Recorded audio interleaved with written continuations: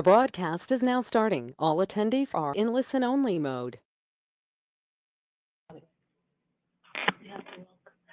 Welcome and good afternoon to those of you who are on the East Coast, and good mid-morning to those of you who are on the West Coast. I am Susan L. Allen, the National President and the Chief Executive Officer of the U.S. Pan-Asian American Chamber of Commerce Education Foundation. In short, we called ourselves USTEK. The Business Leadership Series, which we are about to start, is exclusively sponsored by Wells Fargo Bank. We're coming to the last quarter of our third year in this very unique opportunity for business people of all sizes and all industries to engage in meaningful dialogue, live, online, with experts in a variety of industries. Today, we have two experts who are going to share their knowledge and experiences about cybersecurity. And I do not want to take any more time from their very precious hour to share with you, but I just want to let you know that these two speakers, Dan Woolley and Matt Whitmarsh, will speak for themselves. When they speak, introduce themselves briefly, they will do a better justice to their expertise than I could ever do. So without further wait, can I welcome Dan Woolley. He is the founder and managing partner of the Ponderosa Management Group and the former general partner and co-founder of MAC 37, the nation's leading cybersecurity accelerator. Among other things, he is a 40-year cybersecurity veteran. He has been involved in many startup teams, successful IPOs, and acquisitions of companies he has led. Dan, the phone is yours. Fantastic. Thank you, Susan. Glad to be here today. For about the next 15-20 minutes, we're going to spend a little bit of time taking a look at the impact of the investment community as it relates to our cybersecurity environment. And I think probably the most important thing that you can think about today is that the only thing that we know it's recession-proof is the cybersecurity world. The assets, protecting our assets and our ability to protect both our government and our corporate environments are requiring the most sophisticated technologies that are out there. And we'll start taking a look at that. Next slide, please. Jordan. When we take a look at the current threat, and I'm going to go through these fairly quickly, we anticipate right now that we're looking at about $6 trillion in annual losses as a result of our cybersecurity environment. We start to take a look at our spend, it's over $1 trillion a year. And when we start to take a look at cybercrime, it's tripling, on a day-to-day basis, and the number of available people to fill the critical jobs are extremely lacking. We know there's well over 1 million jobs that are unfilled now, about 3.5 million on a global basis, and that number is going to continue to accelerate. Just in the Washington metropolitan area, there are over 37,000 unfilled cybersecurity jobs, and this is going to continue to go on a regular basis. The human surface, or the attack surface as we refer to it, is growing. There's no way to keep control of it with the areas around IoT. We start to look at over 7.5 billion internet users that are coming online. You just cannot get your hands around the threat as we see it. And one of the most important threats that we see arriving on the home front today are the areas around ransomware, with costs and damages well in excess of $5 billion this year. What does this set the scene for? Next slide, please. When we look at the growth or the impact of the financial world, 3 or 4 years ago when we started the MAC 37 Cyber Accelerator, we were really looking at maybe $60 billion of spend. And we thought that was a huge amount of spend going into the cybersecurity solutions and products. We'll top $173 billion the next year or so, and we're well on track now to get well in excess of $220 billion of global cybersecurity spend by the time we hit 2024. Workforce is overwhelmed. Business operations are overwhelmed. The costs are going up, and the threat models are accelerating. So all of the things that you would think about in this world are all coming together to create almost a perfect storm. Next slide. When we look at the overall spend today, and we know the spend right now, and this is from 2013 to the present, over $21 billion has gone into early stage companies, over 2,100 deals. That's a huge number, especially when you think of the failure rate. We know in the cybersecurity space, the failure rate is about 94, 95% on a good year for companies that get started that actually make it to 3 years in operation. So understanding the amount of spend, understanding the number of deals and how they're coming together are pretty critical. Next slide. When we look at cybersecurity spend in terms of annual financing, last year alone, there were over 552 investments made. That sits around $7.5 billion of investment has been poured into just last year alone as it relates to financing. When we look at unique investors, that's the next slide, please. We start to take a look at the typical things that people look at. There's venture capital. Yep, everybody kind of knows about that. We know about other, that's your angels and friends and family and the things. But the one that people really have to start looking at, and I think it's going to impact a lot of businesses, is the tremendous influence that corporate venture capital is happening. We focus on this one for a number of reasons, but I think that what we're really looking at is a consolidation or the market starting to pull together. The large companies that provide cybersecurity technology just cannot keep up with the threat and the technology and the innovation. So corporate venture capital, those are the organizations like it could be RSA, any number of large ones, Microsoft, Google, and the like, are putting money into early stage companies because they can no longer build the products accurately. And if you look at last year, 2016, there were only 89 companies that were invested in, and this last year there were 144. That will match very nicely with the next slide, please, which talks about we're at a 5-time low in early stage investments. We're starting to see a drop, and it's been pretty consistent, 37, 35, 38. Now we're down to 33% of overall investments into the cybersecurity space. We're in early stage. What we're seeing significantly, though, is a large increase in the C, D, and E range. Those companies that are looking for 300 million type of investments. That again is an indicator that the investment community believes that those large companies are going to be needing to make acquisitions, and you will see a drop off, a continual drop off in early stage, and more investment in the more sophisticated and complex companies, and that investment will continue to go up. Next slide. One of the trends that we're also tracking quite closely now is the change in the international model of where investment is occurring.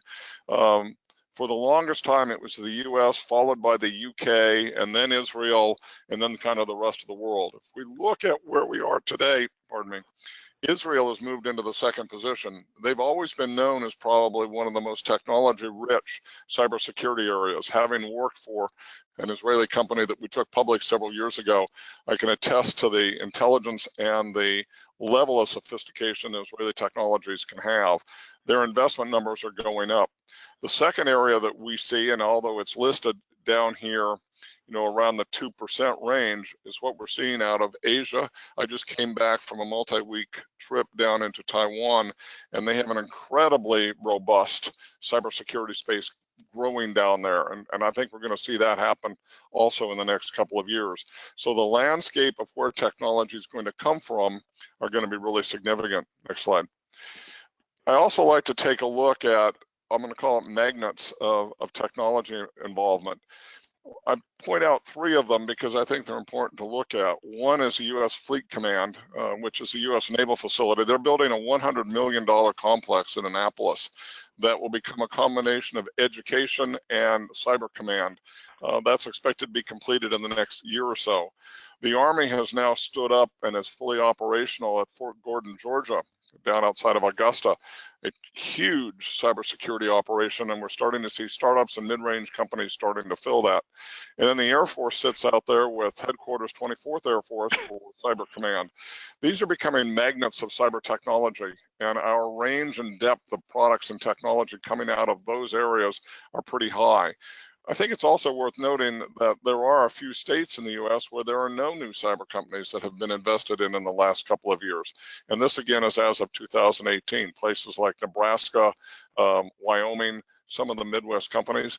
But the heavy duty companies and where we see investment here in Maryland, we see so much stuff out of California, of course, but this gives you kind of a look at a state of cybersecurity technologies in the continental United States. Next slide, please. I could spend a tremendous amount of time talking on this, but what you're looking at here are the companies that are, or the technology threats that we're watching very, very closely right now. And when you look at the areas around, well, I can pick any one of them, fraud, digital privacy, next generation cloud security. This is where cyber defense technologies are evolving. And if you're a small company, you're going to need to take advantages of these types of technologies because people are going to be spending a lot of money to try to protect themselves, whether it's around their web or security by design, or as we really believe, as we watch right now, the evolution of the IoT space. Again, looking at those, I think, are important. Next slide, please. When we think about IoT, and I think this is an important thing to consider, over 600% increase in IoT devices. I don't know if anybody really knows what an IoT device is, but it's all over the place. And the companies that are starting to evolve into these areas, I mean, it's virtually impossible to try to track them all today. You've got enterprise endpoint work, you've got mobile phones, you've got connected devices, you've got critical infrastructure. There are so many dimensions now of the IoT threat that are impinging on most people. And we don't really think about that oftentimes, that our refrigerator may become a threat in our own home. You know, we look at automotive and we take a look at the threats in the automotive area, the ability to hack into an 18-wheeler and hit the compression or the big compressors and actually blow the tires out has been proven in the US. When we look at autonomous cars, we look at the threats associated with the infrastructure that will be playing in the IoT space. The US is under attack. The Russian Federation is coming out of attack. This is where we see attack origins occurring, and we need to just be conscious of that. Next slide. When we look at the environment, almost every 40 seconds, a business will fall victim to ransomware. I think the significance in this particular slide are looking at the Gartner chart. There are only a handful of companies that are considered to be visionaries and ability to execute. We've got a lot of visionary technologies down there. And as a result, again, going back to new technologies and where investment is going in today, you're going to see a lot of those companies like Microsoft that you see down there, Carbon Black, Endgame, Kaspersky, they're going to need to acquire very early stage, highly visionary niche players to be able to add value to their technology to get them up into production levels. So again, this is really an indication that in an environment where we're attacked so routinely, and we're looking at $1 billion of payments just in this last year, that is going to become more and more a threat to mid and small companies. Next slide. Again, I don't want to spend a huge amount of time, but when we look at the fastest growing cyber threats, you know, falls into the anti-malware area, firewalls. As this particular chart shows, the areas of high risk to not only our small businesses, but our home systems are growing. There are companies like Huntress, among others, that are now in the areas of what we refer to as advanced endpoint protection, what we refer to as MDR. That particular market space is growing exceedingly fast, and what they're doing is they're evolving from endpoint technologies which were predominantly built to look at defensive mechanisms, and they're now taking what I'll refer to as offensive technologies and package them in such a way to be able to protect devices. Most devices today are most exposed in the first 700 milliseconds of operation, and that's when the bad guys can actually get in and start to attack them. Very few technologies have been designed to take a look at attack scenarios that actually hit systems in 700 milliseconds or less. Again, taking a look at the threat models, 200% increase in supply chain. I could probably spend an enormous amount of discussion around supply chain, but in general, we're looking at the supply chain world as the single weakest link. Next slide. I think what's really important, and we're going to talk about this in the next part of our webinar, is the shift from what we refer to as managed service providers to managed security service providers, an MSSP model. We are looking right now at a market that has grown from 107 billion in 2014 to almost 200 billion that will be next year. More and more companies can no longer try to maintain their own IT resourcing, and they've gone to a managed service provider or an outsourced provider. But that shift is even taking even more dimensions now, where we're now adding levels of security into a market that is really accelerating exceedingly fast into the areas around MSPs. And we expect to see the Asia Pac market emerge as a high growth market across the board and be able to provide these services. Next slide. I'm going to get down to the last two slides and turn this over. So what I want you to think about now is when we look at the cybersecurity market threat and investments today, a lot of money going into the areas of IoT, threat intelligence, network endpoint security. You can look at this breakdowns. The company CB Insights is one of the best at looking at the market trends and the investment criteria. So when you look at where people are going to be asking for technology to help them, you're going to see them look for IoT. They're going to look for threat intelligence. They're going to look for additional website capacity, risk mediation. So summarizing, going down to 16. Many years ago, we used a simple model from Ev Rogers, and in his model, he had innovators and early adopters and majority and late majority and laggards, and kind of everybody has gotten used to this bell curve. The thought process usually was there was about a 4 to 5 year life cycle between the identification of new technology and the time it hit mass market appeal, and by the time it tailed off. AT&T came out with a very interesting study probably about 18 months, 2 years ago, and they started talking about the big bang market adoption. And this was before the IoT space came in there. Technology threats and new products are actually arriving on scene, reaching maturity within 6 months to a year and trailing off. Again, this goes back to the model of where money is being invested and why the large corporations that are in the cybersecurity space are going to be doing tremendous amounts of merger and acquisition. They just cannot identify, build, and deploy a product fast enough to be able to hit these 6 months windows. So you're going to see a lot of acquisition. If you look on the emerging new security, that's around the IoT and the IoT threat. Let's take a look at the next slide, please. There are a lot of people that talk about what's going on out there, but I think IBM's chairman pretty much summarized it correctly. Cybercrime is the greatest threat to every company in the world, and it's not going to get less. And when you look at Warren Buffett, he turns around and he says, cyber attack is the #1 problem facing mankind. It's even worse than nuclear weapons. And his position has really been straightforward. This problem, you need to move on to the next slide, please. Jordan. Oh, thank you. We have to take a look at how that's going to be propagated in the marketplace. So I think the bottom line in my discussion, last slide, if we're looking at a recession-proof environment that is cyclical, the only one that isn't is cybersecurity. Huge amount of money going in, threats are increasing, not enough manpower to be able to solve it.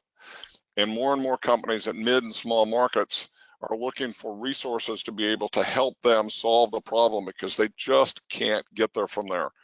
So if you're an MSP, and I think we're going to have a really good discussion about that evolution, it's a very, very opportune time to take advantage and grow your business.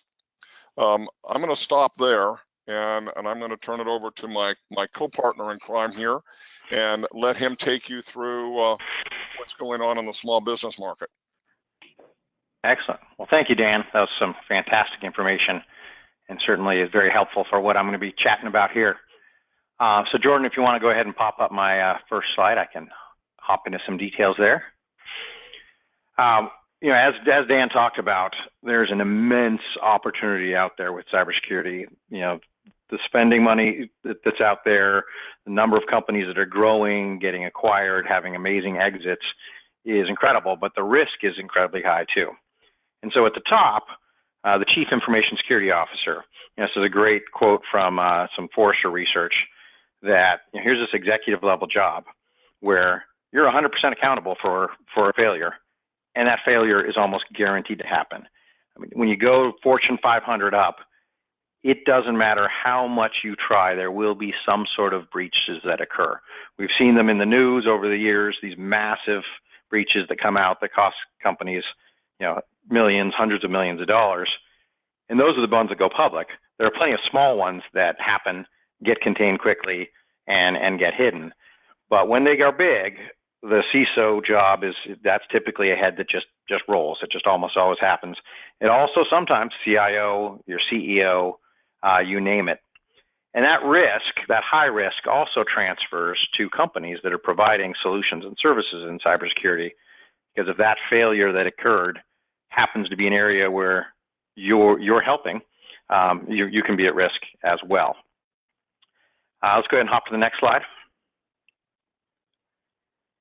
As far as cybersecurity unemployment goes and the number of people available to do the work, as Dan talked about, there is a massive, massive shortage. Right now, there's 1 million jobs around the globe that there's nobody to do. There's 0% unemployment there. And by 2021, that's going to grow more than threefold. So that gives a lot of opportunity to talk about the MSP, SSP market. These companies, even if they want to keep all of their cybersecurity in-house, they're unable to because they can't hire or retain the staff to do so. And so outsourcing to companies is becoming a necessity for a lot of companies and makes a lot of sense. The turnover rate for employees with cybersecurity is very high. Tech in general has always been fairly high. During certain boom and bust moments, there are massive turnover. For example, during the dot-com boom, people were hopping from one dot-com to the next to try to ride the wave of getting some stock options and getting rich quick.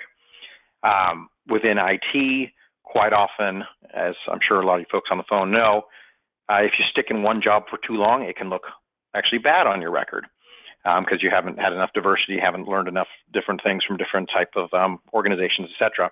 And in cybersecurity, because there's such a shortage, there are recruiting companies that are out there, essentially hunting through companies and offering, big raises, big opportunities, possible equity, et cetera, to jump ship and move. And that isn't necessarily a stain on your record if you do so.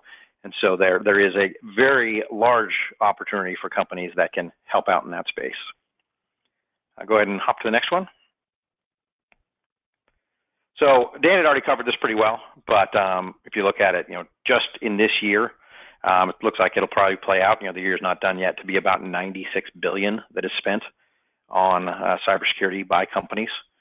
And so for a small company stepping into that market space, you just need a little tiny piece of that pie. And I realize as I'm talking here, I didn't really give a background on ITSourceTEK, so I'm going to jump into that real quick. We're a niche cybersecurity company. Been a pure play cybersecurity company for a little over 4 years now. We were generalized IT before that and provided services a lot to Fortune 500 companies and saw the writing on the wall that cybersecurity was really growing and it was immense need. And so started to make a move into that marketplace. And I'll get into that in a little more detail of what steps we took to be successful in the space. But it's an opportunity for companies from lots of different areas. And that spending number is only going to go up. And while there are lots of companies that are jumping in and getting into the game, and certainly from Dan's slides, a lot of solution companies, there are incredible opportunities, particularly on the services side. Let's go ahead and hop to the next slide. So what does a breach cost? We had one customer of ours that is a retail customer that had a breach and ended up with It is a relatively small breach, and it still cost them over $5 million to address it and move forward. None of their customers were severely damaged. Their reputation wasn't severely damaged, but still the effort to mitigate was a little over $5 million. And as this slide shows, that the average is $3.62 million. There are, of course, scenarios where it goes above $100 million, but on average, it's $3.62 million.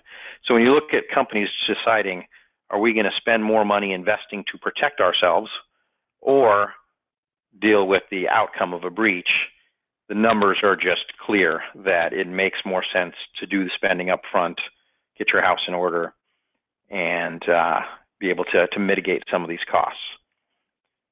Next slide, please.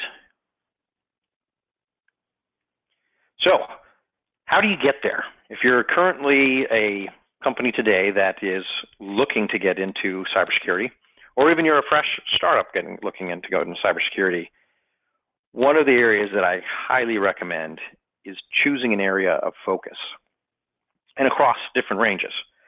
So one is choosing a vertical to specialize in, whether that be financial services, whether you want to work with the government, healthcare, go industrial, you name it. Each area, each vertical does have some very specific compliance requirements. They have unique needs, and the market is so wide open that for companies to come in and be more general about which vertical can be one, disingenuous, and two, much harder to move forward. So if you already have a vertical that you're successful in, I highly recommend continuing with that vertical, or if you see a vertical that you'd like to get into, focusing there would be important. And then when you're thinking about, what segment are you going to go large? In the case of ITSourceTEK, we were already Fortune 500, and so that's the area that we had relationships at the C-level, you name it. So we decided to focus on large companies. But there is a lot of opportunity in the mid-market and in the small business market. Different sales cycles, some different needs, different budgets for investing. And again, rather than try to cover multiple segments, choosing to go with a specific one and focus there is highly recommended. And then the specialty. So cybersecurity is a giant animal. As you saw from Dan's slides, there's all sorts of different areas. There's emerging areas. IoT is a huge, huge trend. The number of devices talking to each other out there is going to rise to over 20 billion over the next few years. So that's a marketplace that is ripe to get into, but is also a challenge to get into because it is a little bit more cutting edge. There are companies that have areas that focus on threat detection or focus on endpoint detection, et cetera. So really narrow it down to a very specific market that you want to go after. Go ahead and hop to the next slide.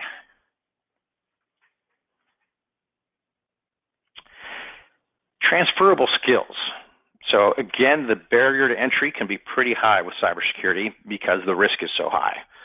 CISOs aren't going to want to engage and buy from both services and or products from companies that don't have proven skills yet in that area.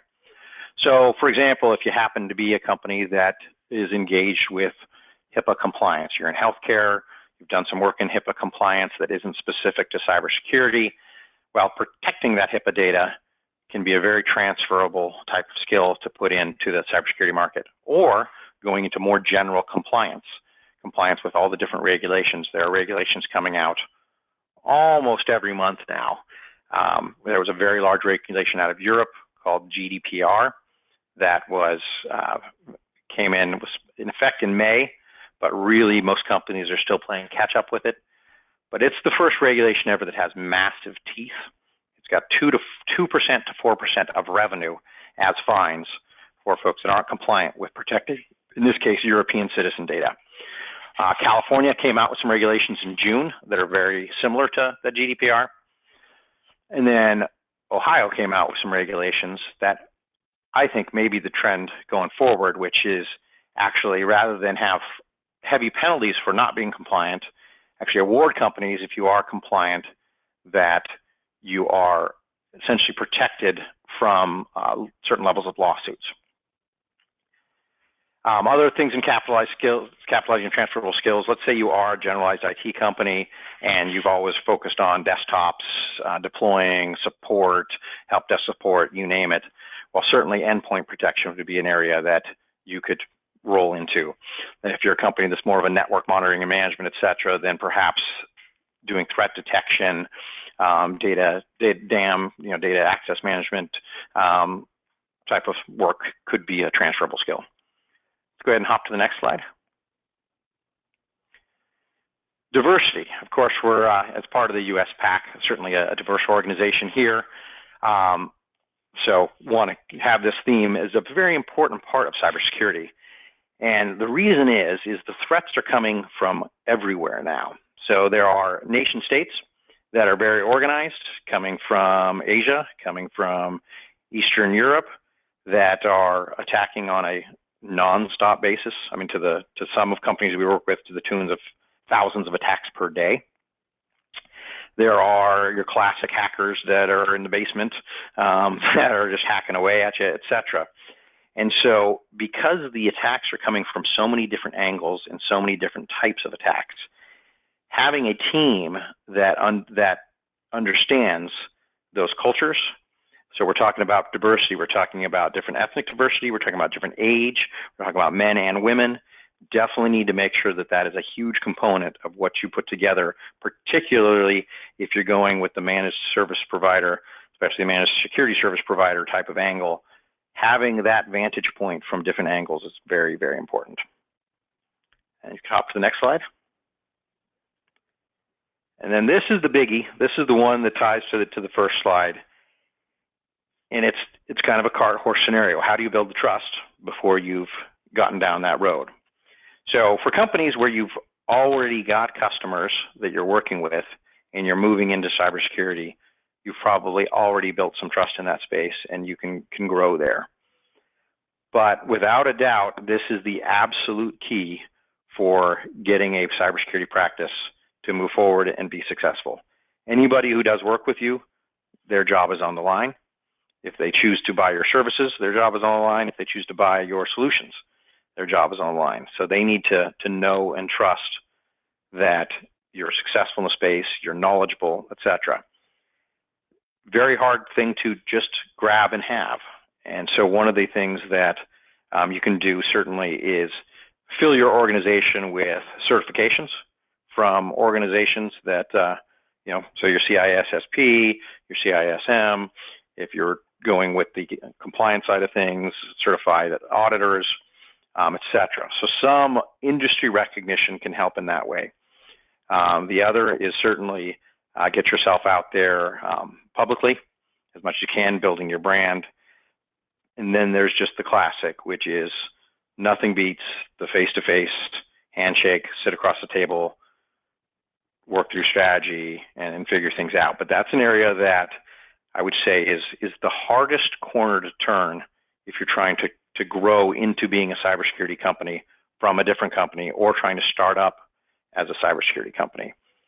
As Dan showed you all those brands on that screen, and that's just the slightest sample of all the startups that are out there. And of the product startups, it is about 9 out of every 10 will ultimately not make it. And quite often the biggest barrier to entry is not that they don't have a great product or a great service or solution, but they don't have the momentum and the volume and trust level that a CISO can choose to purchase from them without putting themselves at too high of risk. All right, and that was my last slide. Could open up to questions.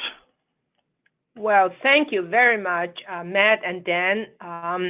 Now we come to our question and answer period.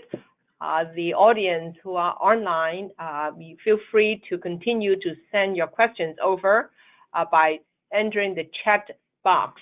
In the meantime, we got quite a few questions, and in no particular preference, Dan and Matt, why don't you both decide who is going to answer the following question, okay?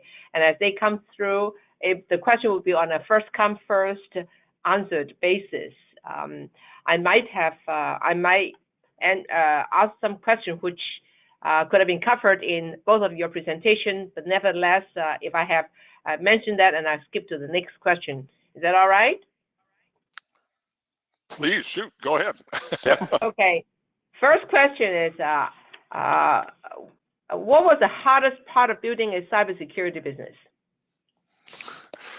Well, I'm going to talk a little bit historically. I ran a cybersecurity group called Global Integrity, and our organization, we service 19 of the top 21 financial institutions in the world. And I'm going to go to Matt's point.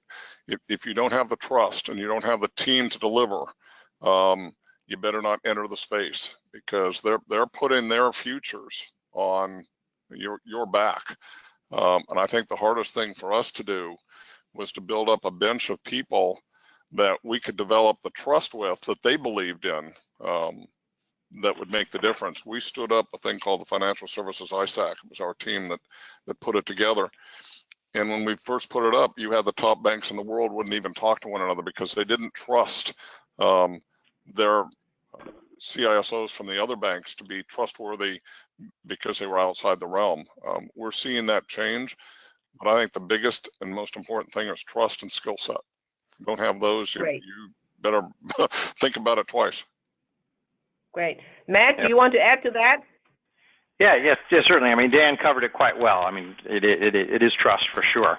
But another area that we struggled a little bit early on with, and still do periodically, is choosing which solutions to go with. So one of our big roles with our customer is advising them strategically on what trends are emerging and what solutions there are in the market that they should take a look at, test out, and implement. And with so many new solutions coming on the market all the time, the evaluation process of figuring out which one really is an incredibly innovative technology and has the fundamentals to stick around is very important. And that comes to building the trust piece as well. You implement an amazing solution with a customer that solves their problem, and wow, that is fantastic. You implement a solution with a customer and that company ends up disappearing or getting passed up rapidly by some other companies, and that trust decreases. So, a big part of our day-to-day job is having our experts evaluate the new solutions or even new features in solutions that exist today to determine which ones to recommend to our customers. I'm going to add on to that because I think Matt hit a really important thing. If you're out there and you're doing the business, there are some major analyst firms that you should take a look at, whether it's Gartner, Forrester, or IDC, or Securosis down in Atlanta. These guys are on top of this industry that's moving very quickly. And if you're going to get into this space, know those analyst firms, know what they're doing, and understand what they're recommending. I'm not saying they're always on top of it, but if you're not directly in the middle of it, and I'm going to use only one example, at Global Integrity, not Global Integrity, at Mach 37, we had over 300 companies apply to participate in each one of our cohorts, and our cohorts were 90 days in length.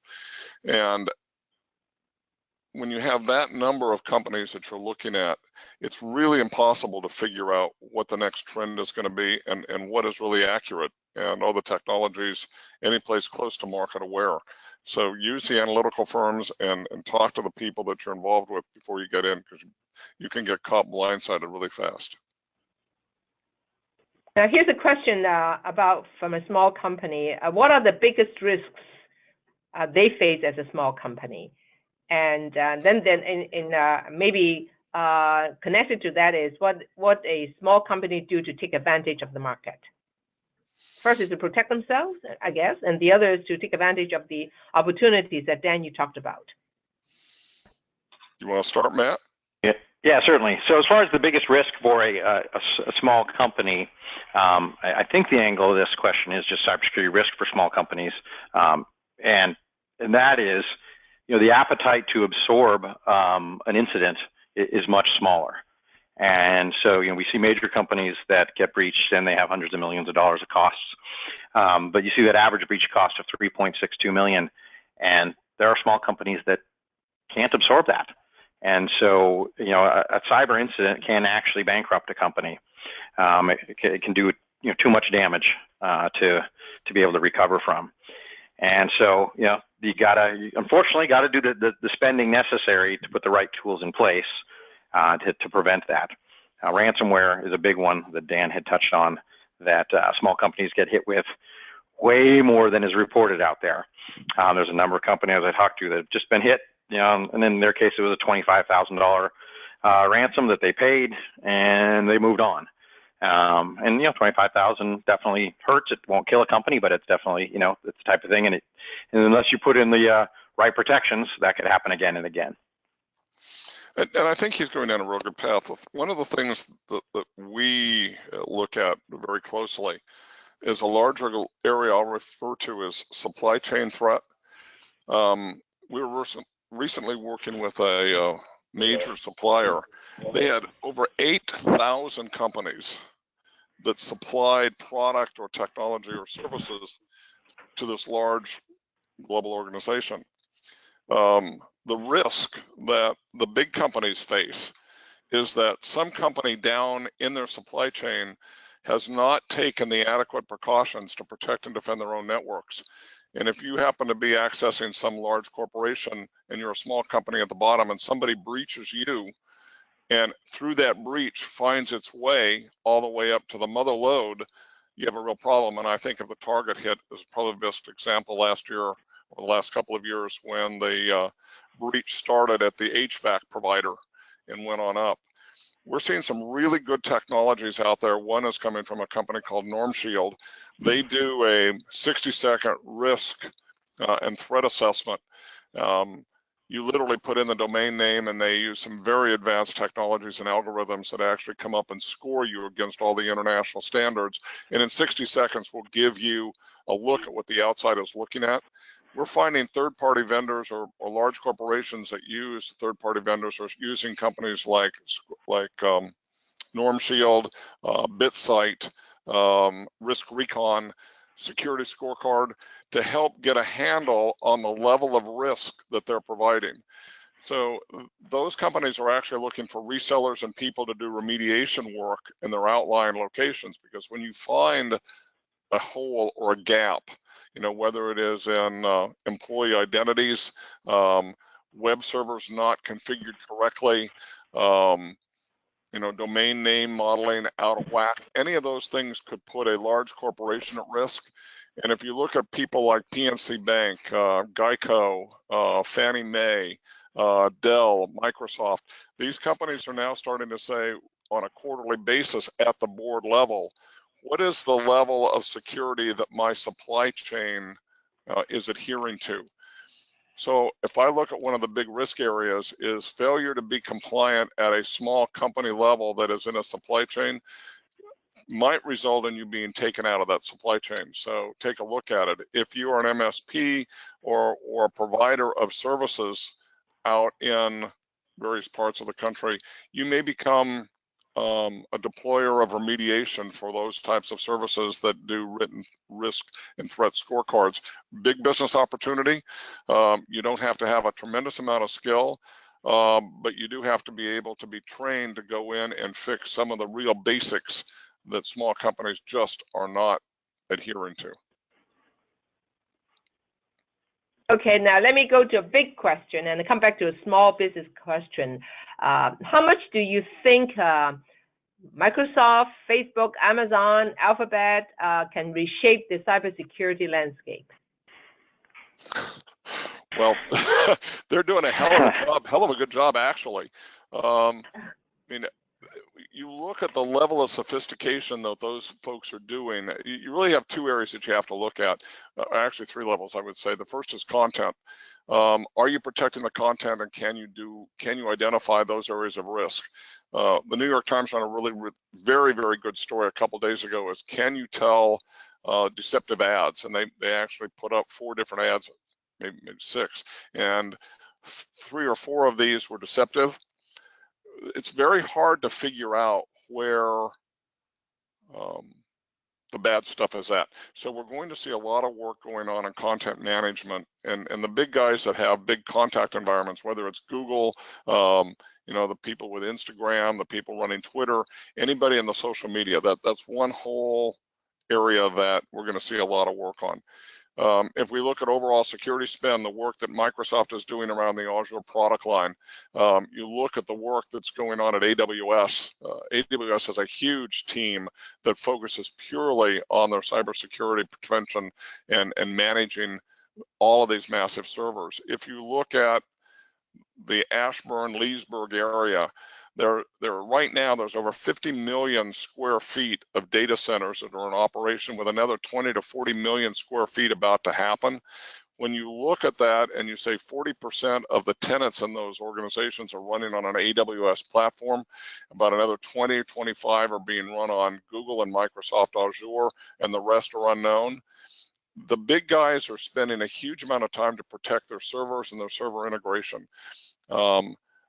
But it's an ongoing battle. The size of the staffs, the threats are really astronomical. So I think they're doing as much as they can do, but trying to stay ahead of the threat is really, really hard. Yep. Yeah, I think Dan covered that very well.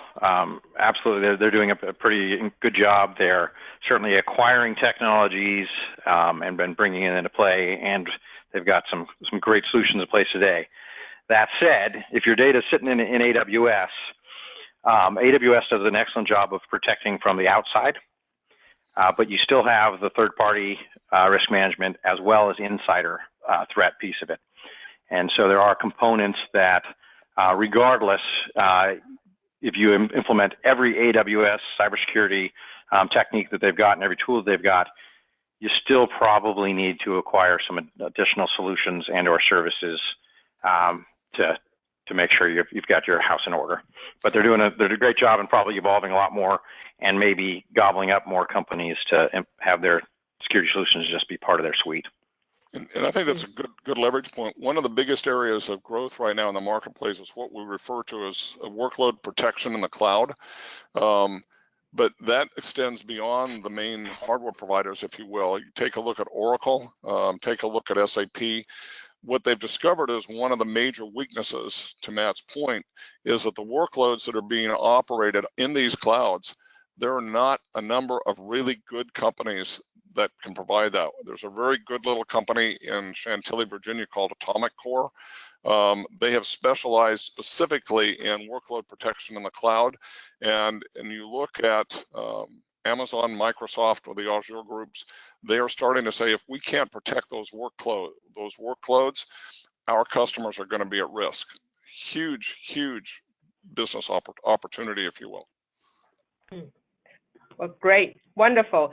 Now the next question I have will be most likely 3 questions built into one, because we are running out of time and the question is still coming. Just chime in whether, just as you have done in the past 30 minutes, Dan and Matt. First, they may be partially answered by some of your remarks. Are there verticals where companies can play in? And if you get into that business, how do you get and find people who could do the work for you? And then, especially for you as an investor, how do you evaluate whether to invest in a cybersecurity technology or service company? Those are some excellent questions. Certainly, as far as the investor piece, I'm going to leave that to Dan because he absolutely specializes there.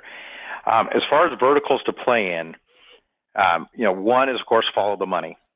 So, healthcare is a growing industry and will continue to grow with baby boomers. Large healthcare gets all the attention from your major firms, but mid-size healthcare, a 5 surgery center location, local hospitals, that type of stuff, they're not getting nearly as much attention. So that's certainly a vertical where we see a fair amount of space to grow. Financial sector, the mid-market there as well.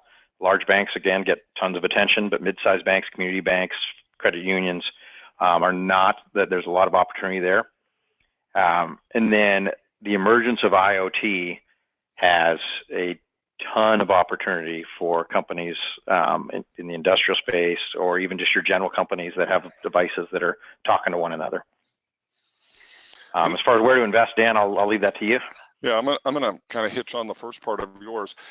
If I'm a small company out there and I want to get in the space, I probably would not go to one of the regulated industries, primarily because if you're in the financial or insurance world and you're going to get in the massive number of regulations and the risks are really high. But we find the same level of risk at the local trucking company.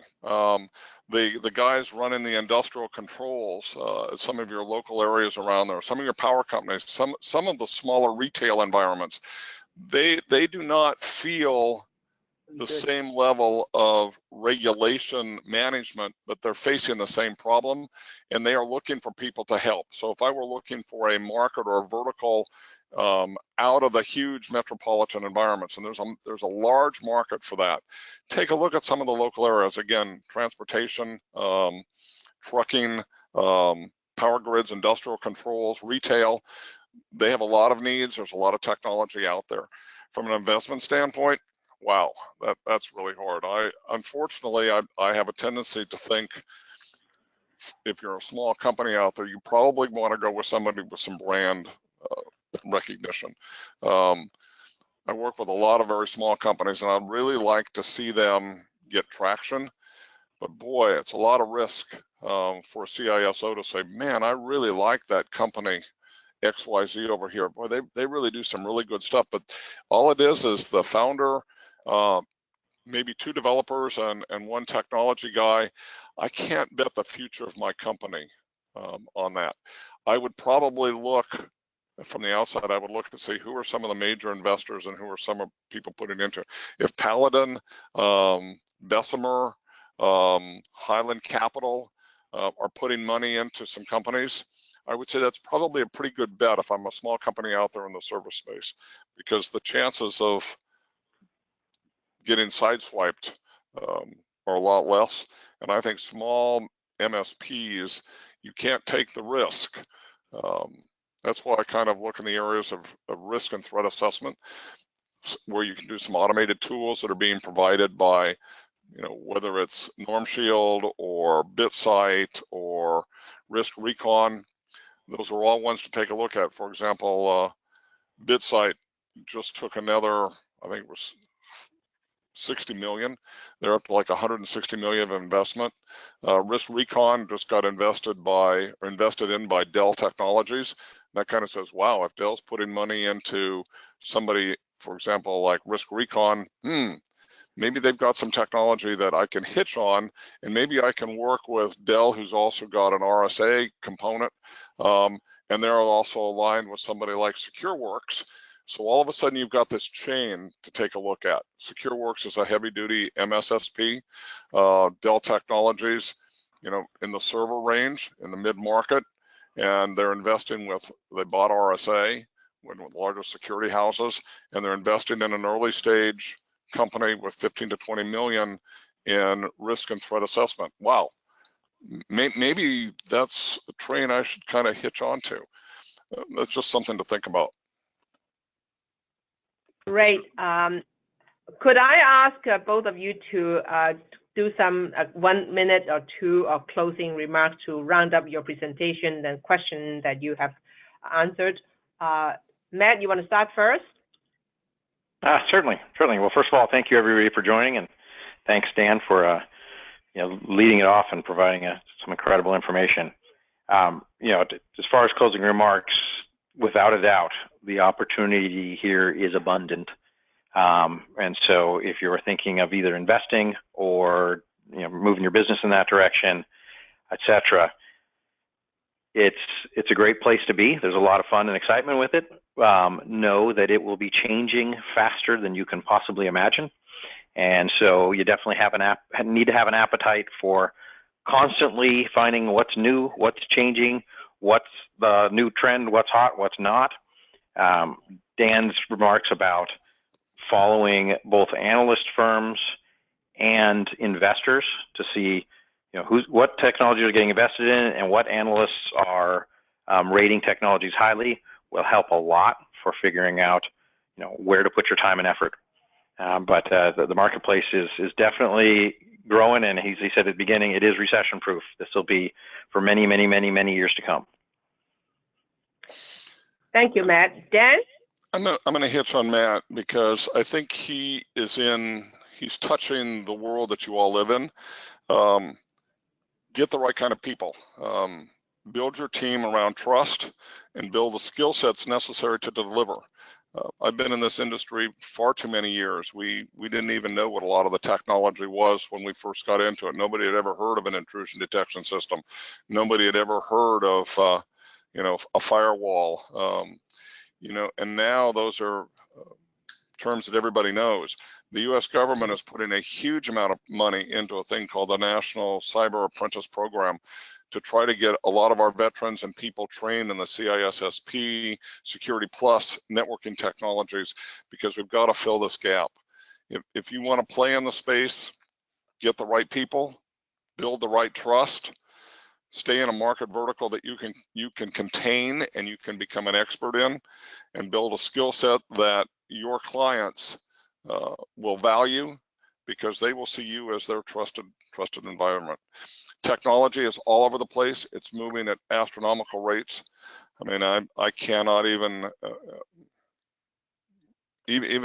get my hands around the amount of technology that I see on any given week. And I go, wow, that's really cool. Oh, that's really cool.